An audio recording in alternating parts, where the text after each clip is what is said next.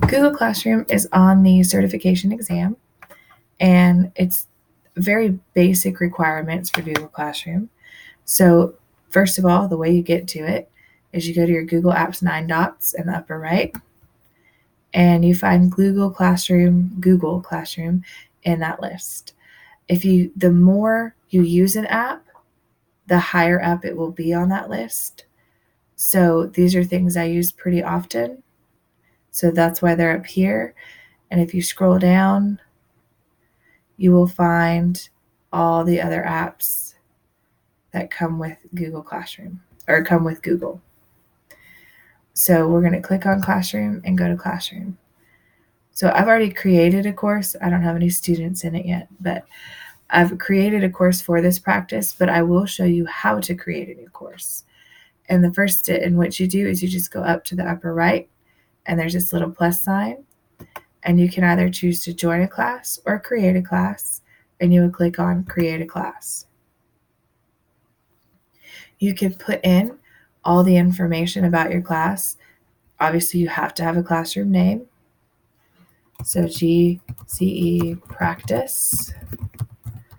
Okay, a section, subject, and room number. You don't have to put all of that information in. Those are just examples of what you can put in there. So I'm going to just hit cancel because I've already created a course, but that's all you have to do. And then you just click create and you're done. So what you do when you get to that course, it'll automatically open the course for you after you create it. So you can play with a few things. One thing is select a theme, and you can find a cool theme for just about anything. Let's see, here we go. I like this one, so I'll select class theme, and it'll change it and make it all pretty. If you want to add students, the easiest way to add students is not by typing in their names. There's this awesome code right here. It says class code. If you click that button, it'll display it really big on the screen. And then your students, they can go to Google Classroom, click the plus sign that's in the upper right-hand corner, click join a class and type in that code, and it'll immediately populate your class with those students. So it's very easy to get your students to join. A quick tour of Google Classroom. This is your class stream. This is where you can post announcements. You can create a schedule. You can respond to student posts. You can say, for example, good luck on your exam or something. But you can add all sorts of things like an attachment, any kind of attachment. You can add a document. Don't forget to read the following information before you get to class tomorrow. A video. Watch this video before class tomorrow, or this is a great video to review this topic. You can add a link. Here's a link to the class's webpage, and all of your assignments are on there, or all the information you need is on there. Here's a link to this webpage. So all sorts of stuff. And then you would just click post, or you can schedule it. You can save it as a draft, or you can post it. So, and then your kids can comment on it after that. Classwork. This is where you will assign your work for your class. People, this is where you see your students. And then grades, obviously, this is where you will have the grades for each assignment when you grade them. So let's go back to classwork. For every classroom that you create, you automatically get a calendar and a class drive folder. So your more advanced students or the older kids, if they have phones, they can download the Google Calendar app and sign in with their school Gmail, and it'll sync from the classroom they're in to their Google Calendar so they can get notifications on their phone from like when you post an assignment or when an assignment is due, that kind of stuff. And also parents can have access to this. So Google Calendar, and let's see, GCE Practice 2019. So we don't really have anything in there, but this is what will show up.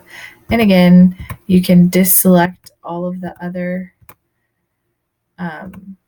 calendars just so you can see the ones that you want to see. The class drive folder, I don't have one. I don't have anything in there because this is just a practice, but you do get everybody in the course is in the class drive folder. So if I post an assignment with a document, that document goes into the class drive and they can go and retrieve it. There are a lot of different types of assignments you can create. And so what you're going to do is you're going to go to classwork and create. You can create an assignment, you can create a quiz, you can create a question, or you can create just information that they might need for an assignment. The topic portion, for example, if you do it by date, or you could do like standard 1.1 and you add that. So all the assignments for standard 1.1 can go underneath this topic. So for example, if I wanted to create an assignment title, okay,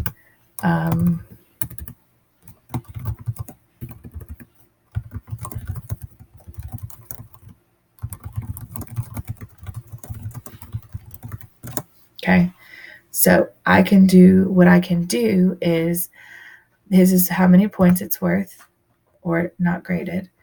This is when it will be due. So let's say this assignment is due next Monday. Okay. And then I can put it underneath the topic, standard 1.1. I can add a document, a video, a link, or some kind of picture or attachment, and then I'll click assign. And then that assignment will go underneath 1.1. So if I create another assignment for 1.1,